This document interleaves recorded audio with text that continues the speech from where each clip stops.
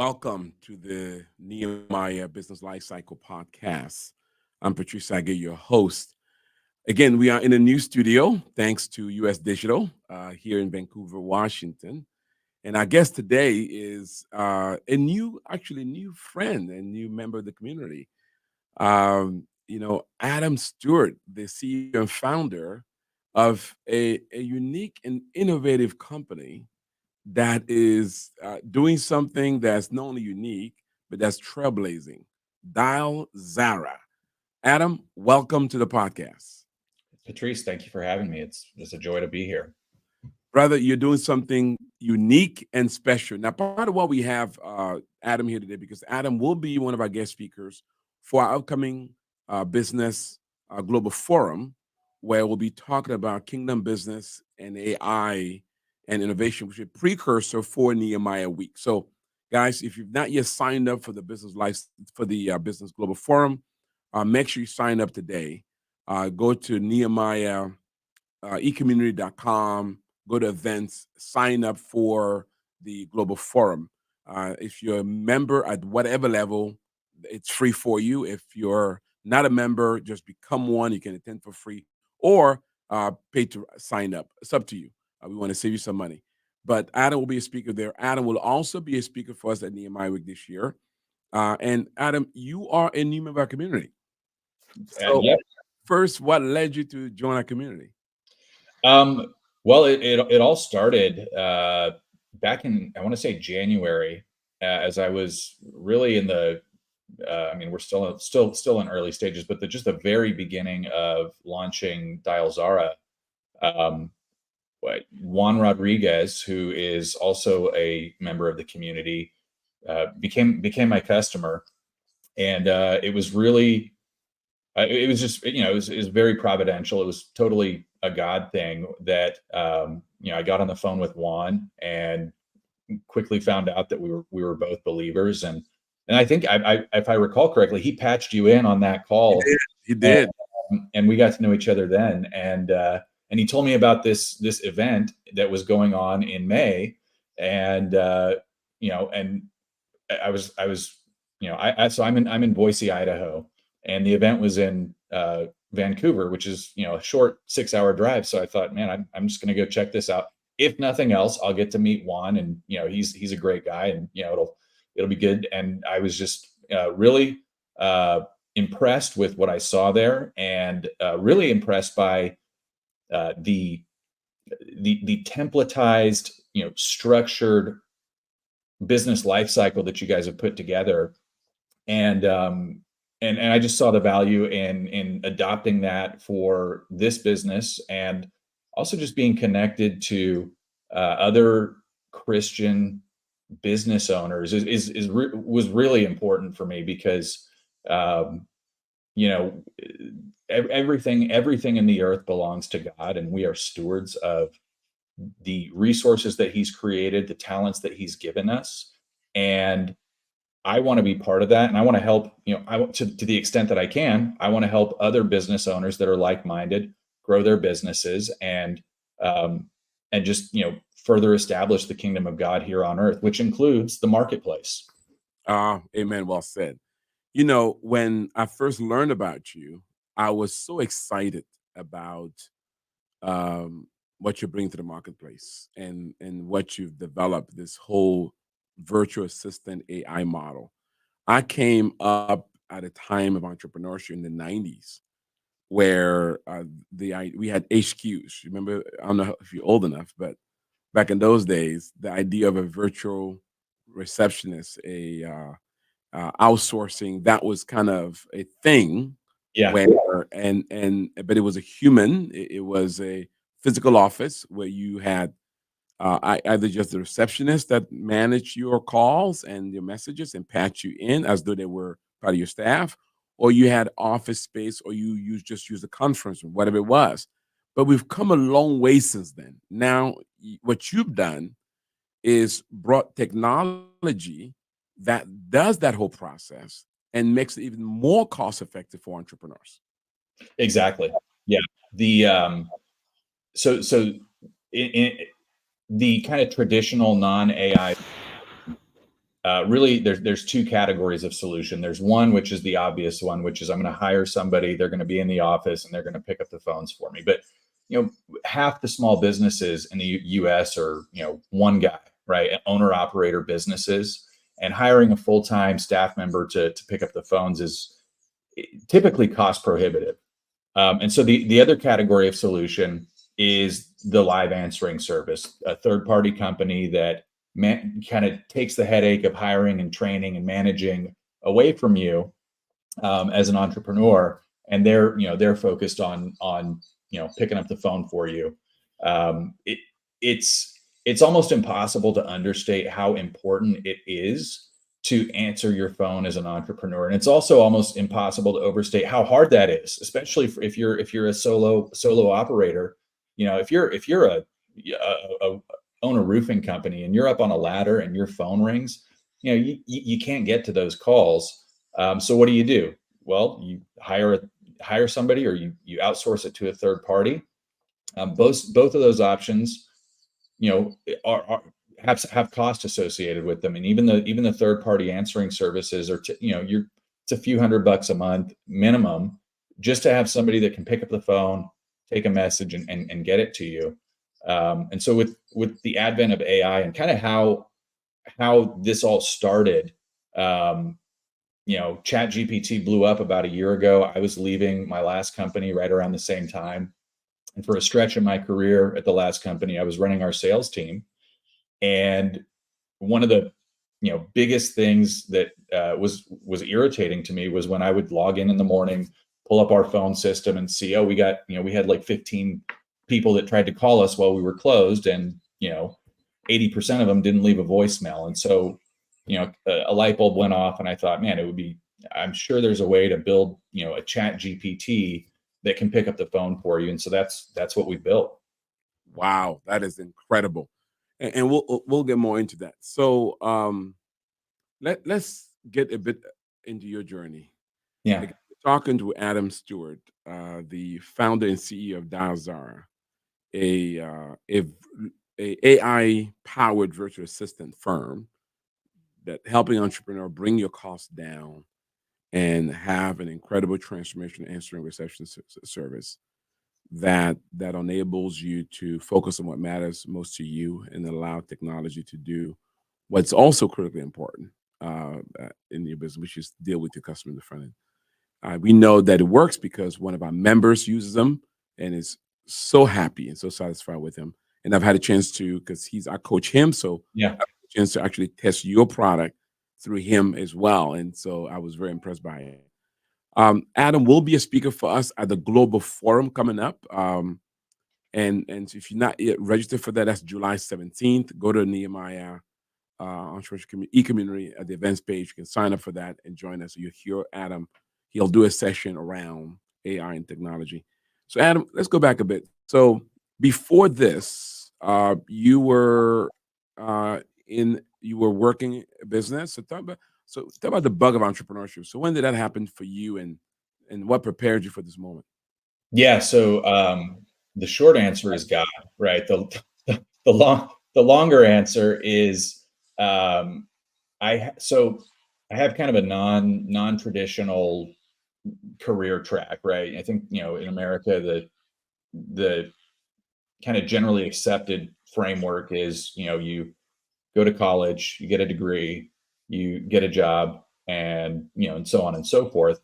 Um, I dropped out of college, not you know not because I was a Bill Gates and I'm too smart for college. I was just not cut out for it.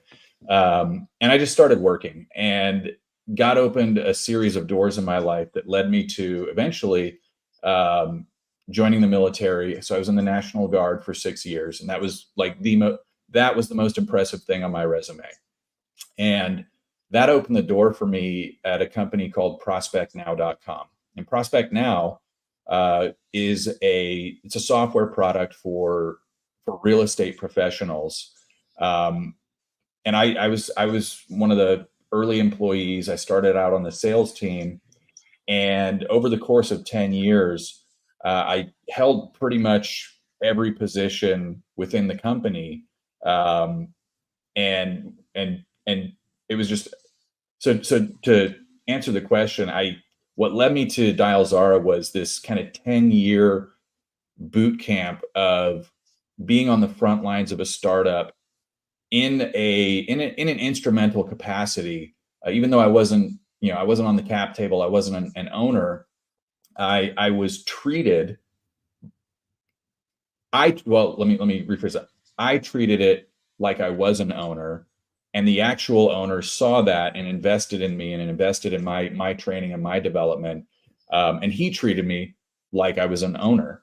Um, and so I got this, really rich and valuable learning experience over the course of 10 years that was kind of a blueprint for how to start a software business and grow it to an exit. So so now I'm in the startup process and working towards the exit. But that's kind of a long story. There's more details to be had, but I think the kind of the most tangible thing that I got that I applied to this business, and this was before I knew about the success plan. But as I was looking at the success plan, I saw many of the items in there that I had been taught to do without even knowing, right? And so an example of that was when I started this thing a year ago, actually a little over a year ago. um, I think a common mistake in entrepreneurial endeavors is going to market before you know there's a market, Mm. right? Yep. And so what I did was I built just using kind of the skills I acquired over the years. I built a extremely uh, um, pardon my language, an extremely crappy prototype of Dial Zara, and it worked just barely. But I had enough to sell, and so I ran some ads on Facebook. I think I spent a couple $100 to run some ads, and I had three people actually put in a credit card and buy it. And three is kind of a magic number for me, because once is random, twice is a fluke, three is a pattern, right? And so I said, okay, I've got three people that want this thing. And I built it for them, right? I didn't just, take their credit. I went in and I gave them the prototype. Um, two of them canceled. One of them still a customer, and which is kind of funny. But um, so at that point, when I had validated that this was a product that people would actually part with money for, that's when I went and invested, some of my own resources and savings into building, a professionally developed product. I hired some developers to do that for me. Wow. Adam, pause there for a minute. You just said this is a master class in just what you just pointed out here. Because as you know, in the life cycle, we talk about this journey, discovery, startup, break even, profitability, sustainability, scalability, and then succession and exit. You just kind of gave a mini master class on how to go from discovery to startup, Yeah. right? Yeah, I wish everybody would do what you just said, which is you build, as crappy as it was, using your words, you built a proof of concept, Yeah. right? You launch and you watch to see if it would monetize before you poured more resources into it. I mean, that to me is what everybody should do. But most entrepreneurs, as you know, skip that part Yeah. and go right into it.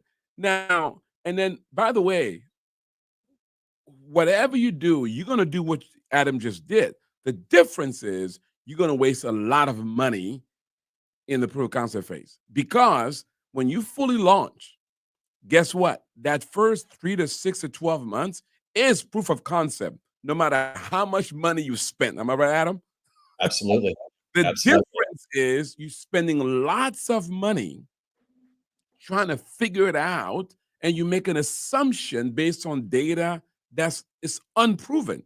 What Adam did, now he can take that, and now he has data that he's seen work, or at least or not work based on what he's finding work. He can now apply that to a fuller launch. Adam, that so how did you learn that, by the way? Was that just intuitive? Um, I don't think there was a moment in time where I learned that. It was just kind of drilled into me. At Prospect Now, we were a bootstrap startup, and so we had to be very resource efficient. And so I kind of had that drilled into me. And then, just kind of being plugged into kind of the whole ecosystem of entrepreneur. I mean, there's so many resources for entrepreneurs out there, and you see that lesson. It's something to me that it should be obvious, but I think as entrepreneurs, we have these big dreams, we have these big ideas, and we think it's going to take big money to make this happen.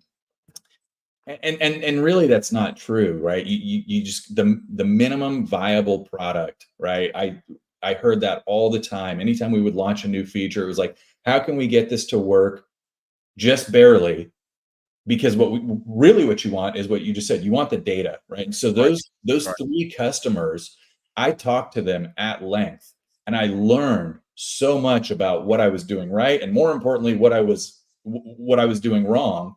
That's right. Uh, and so when it came to, writing the bigger checks to pay the developers, I I had a game plan for them that was based on actual customer feedback and not what I thought would work. Because I got to tell you, Patrice, you know, like I said, I'm not Bill Gates, right? I have I have so many ideas, and 99% of them are typically bad ideas. And so having customers or somebody that is a potential customer that is even willing to just try it out, right? And I think another way to go about, I spent money on ads, but um, if I hadn't had that money, you know what, there's so many other ways to slice that. You can go to friends and family and say, or knock on a door of a business and say, hey, I'm building this, will you try it for free? All I want is for you to tell me, like, what your thoughts are and how this would work for you, how it could be better,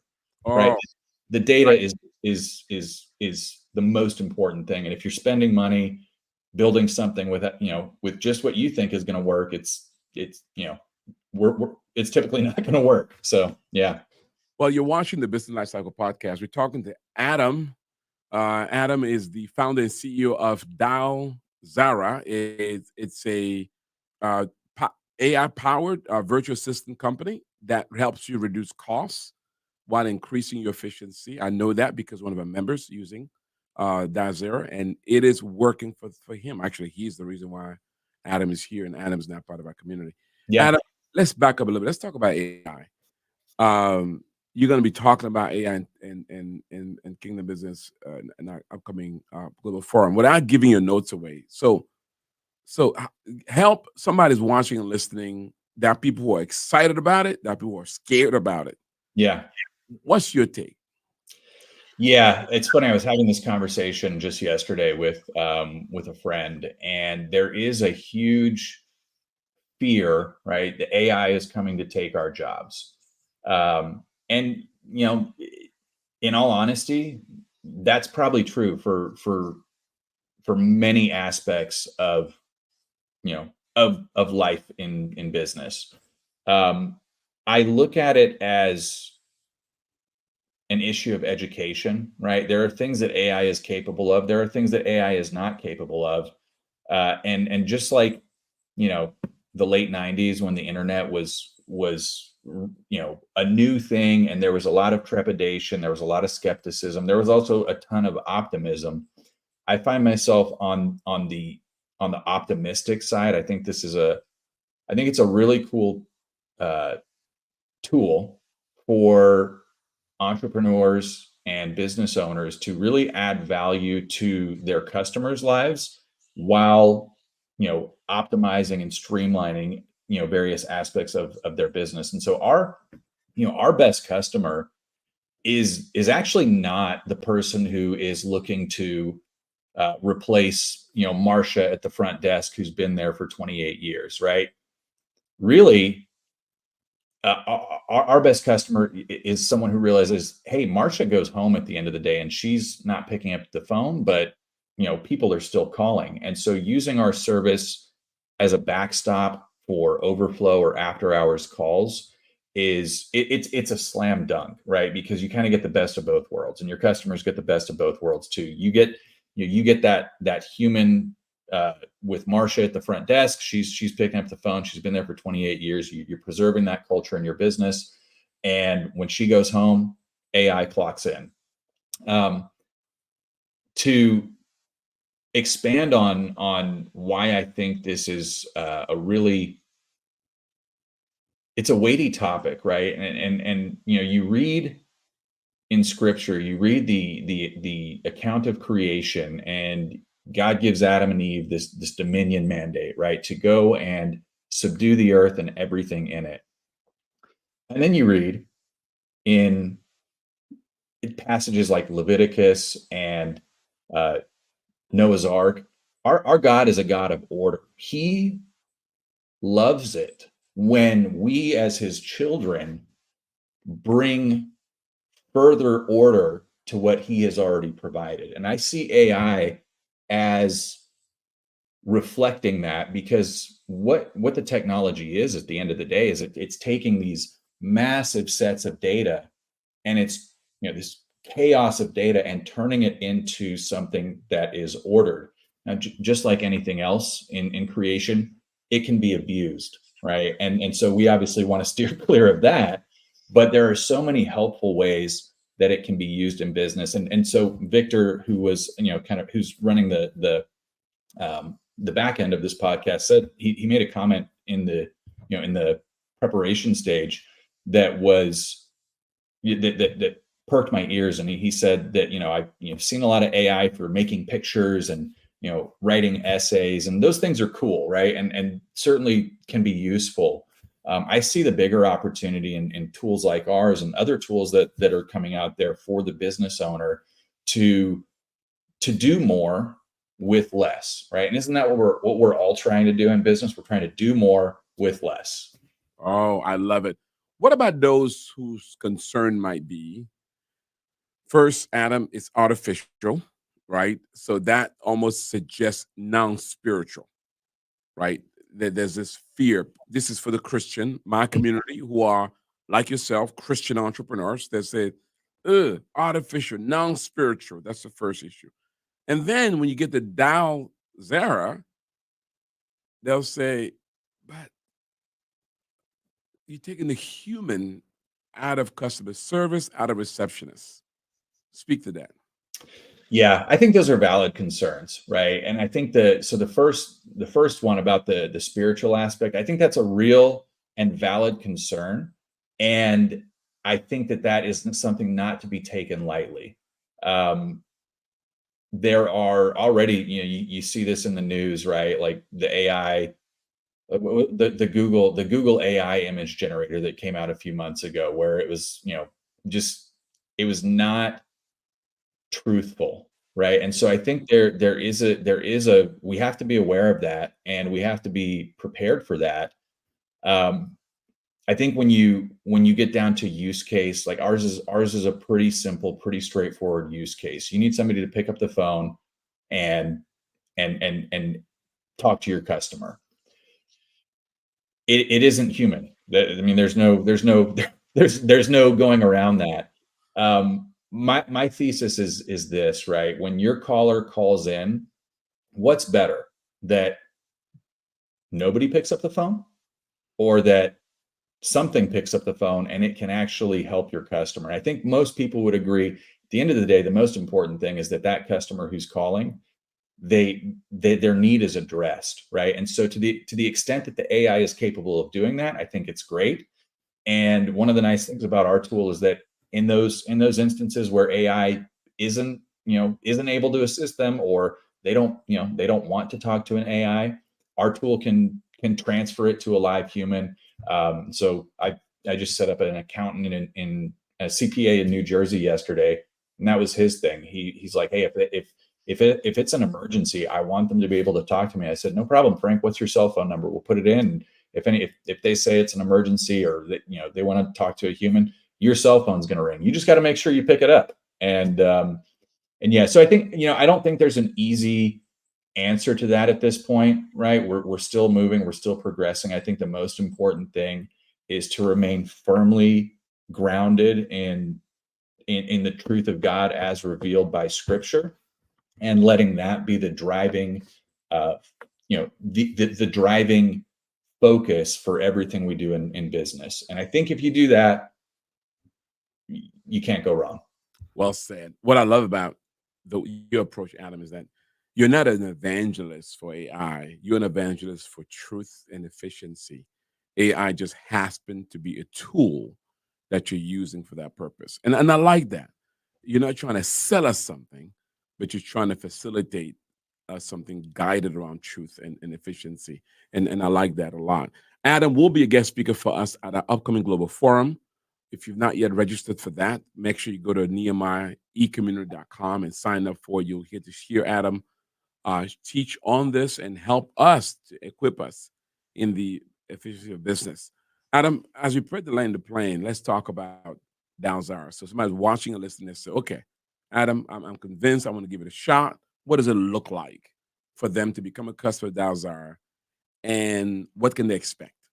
Yeah, great question. So, uh, one thing I learned at Prospect Now was that it has to be simple enough that anybody can use it.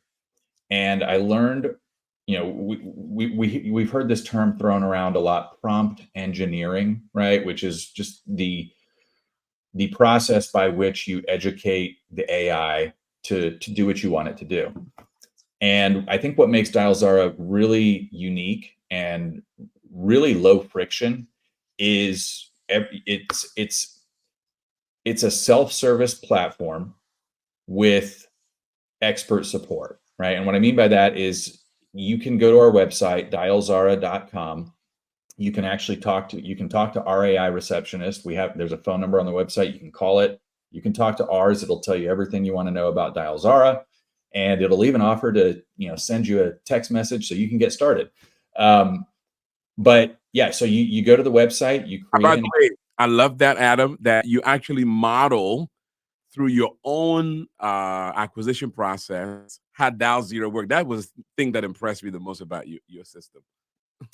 Yeah, it's the best businesses eat their own dog food, right? Yeah. And so we do that, and it works really well. So yeah, it's very simple to get started. You go to the website, create an account, you answer a few questions about your business, and we take those answers and we will automatically generate a prompt that's close to perfect. And I say close to perfect, I'm talking like 95% there already.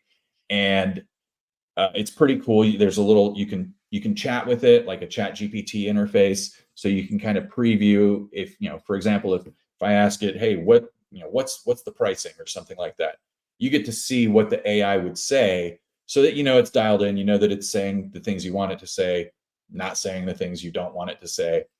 And from there, when you make your minor edits that you need, you can ask us if you need any help. We're happy to dive in and help make those tweaks as well. You pick a phone number for your agent, and last step is you set up call forwarding. Or if you want, we can host the phone number for you. That's a little more involved, but long story short, once you're happy, you just start sending calls to that phone number, and your AI will pick up the phone.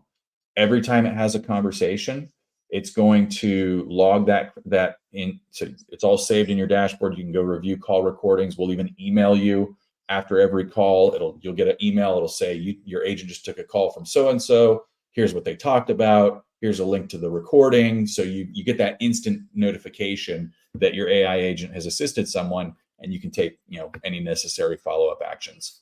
Wow, how easy is that?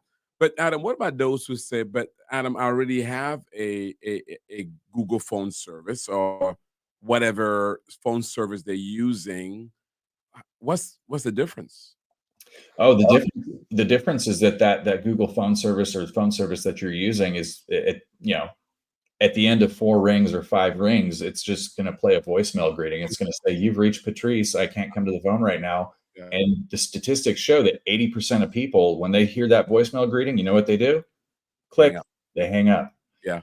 So the difference is that now that call is getting answered on the first ring. They're going to hear a friendly greeting that sounds pretty good. It's a very pleasant sounding voice, and it's going to say, "Hey, you've reached Patrice. How can I? This is his AI assistant. How can I help you?" And they'll say, "Oh, I needed to talk to Patrice about such and such and such." Okay, and it'll navigate that conversation based on the information that you've given it, and take them through the end of the call, help them out, maybe transfer the call to you if it's a high priority thing, or if not, it'll just go through the call, and you'll get that email notification, and you can do whatever you need to do from there. What about those who are dealing with the fear of technology, saying, Adam, that sounds like good, if I could believe it. So, in other words, it's like too good to be true kind of thing. So, how help us to overcome this fear that says, "My Lord, can a machine do that?" I think the best way to do that is to try it, right? And so there's two ways you can do that with our service. One is what I just mentioned, which is you can call it and talk to yourself. Now that'll give you an idea for the caller's experience for when you've set it up. But we also have a 7-day free trial, so you can set it up, test it out, um, and if it works, fantastic. Most people that I think last time I was looking at our numbers, 65% of the people who start a trial of Dialzara keep it, right? Which is in the software world, that's an insane, That's a that's a high conversion rate. yeah, says Um, about your product. yeah, and if you don't like it, no problem. We'll part as friends, and maybe we can revisit it in the future. Now, what about those who are concerned? They're saying, "Okay, Adam, I like this, but here's my fear. I get started with this, and the whole process of onboarding and setup, I'm only dealing with machine. Is there a moment where a human interfaces with me if I'm confused, struggling, scared, whatever?" Yep. So absolutely. So we've got live chat support Monday through Friday, and if that contact at dialzaraemail.com that's been floating at the bottom of the screen here, that goes directly to me. So I will, I, just like I helped out Juan. I mean, Juan was one of my first customers, and I set up everything for him, and I'm happy to do that, because really what is really nice about our product is that, yes, there's 15, 20, maybe an hour's worth of work in the beginning getting it set up, but once it's set up, It's set up. it's done. It's just running on autopilot. Listen to the Nehemiah members. So if you are at Discovery, consider this because it's when you prepare to launch. Once you launch, it's a cost-effective way to get launched because you don't have to invest money into people or even expensive systems, right? So that's a great way to look at it. So if you are beyond startup and you are profitability and beyond, I like what Adam pointed out. This is a good way now to enhance your customer service process, right? Look at the gaps, maybe when people leave work, maybe right now you're relying on an answering service, right? The old fashioned way, right? Which is good. And that may even send you emails or texts. That's great. But what Adam's proposing is that Marsha goes home, but Susie takes over. Yeah.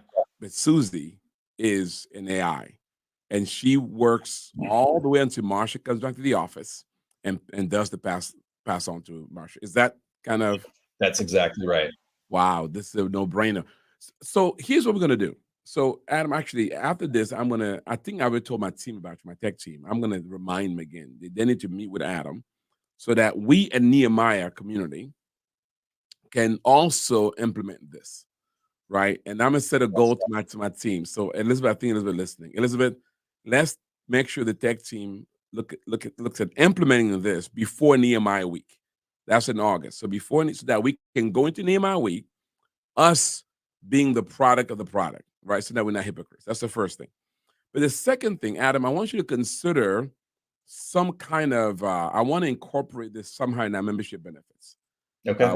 Whether it's a discount, something. I like doing stuff for our members, Yeah. so that way by Nehemiah week, I wanted to have this incorporated and maybe so Elizabeth, instead of time with Adam, I want to talk with you about how we can make sure that every member has the opportunity, either through for sure the free trial that's easy, but then I like to have some kind of discount for our members, so that way our members can, especially our paid members, they can get the opportunity to. Is that okay with you, Adam? Can we do that? Yeah, no, I'm happy to consider that and put something Adam's together. like, Patrice, you said it right here in public on the How can podcast. I refuse? No?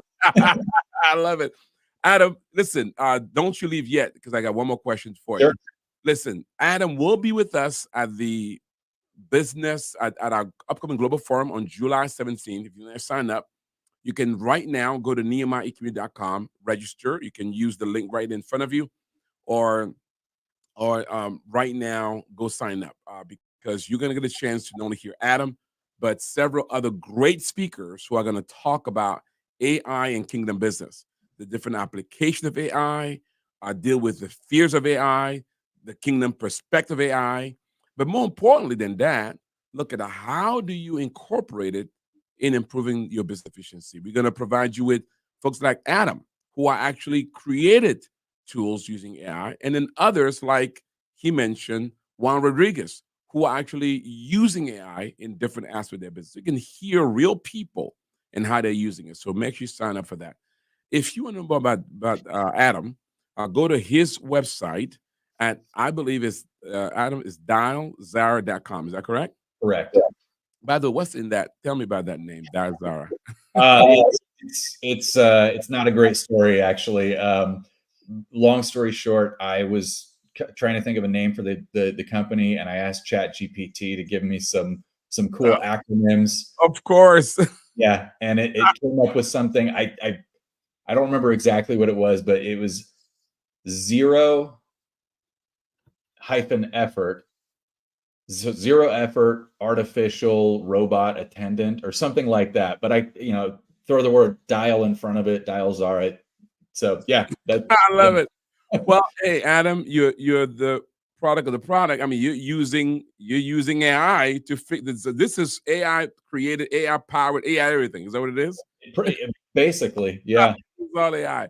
So listen, if you enjoy this podcast, I want you to share it. Push it out on your social media platform. Share it to your friends. If you know what friends do, friends share with friends that which they like and enjoy. Right? Don't share the other trash. Share this. You know somebody who's in business, looking to start a business, is a Christian, or that you're trying to witness to. And you're saying, sharing this, they can hear a real life entrepreneur, they can hear about technology and hear some insights to how they can change their lives and business using AI.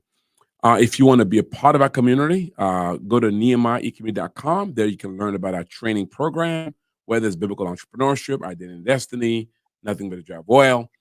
Our coaching program, whether it's one-on-one, group coaching. You can learn about our access to capital program, come alongside you, provide you capital.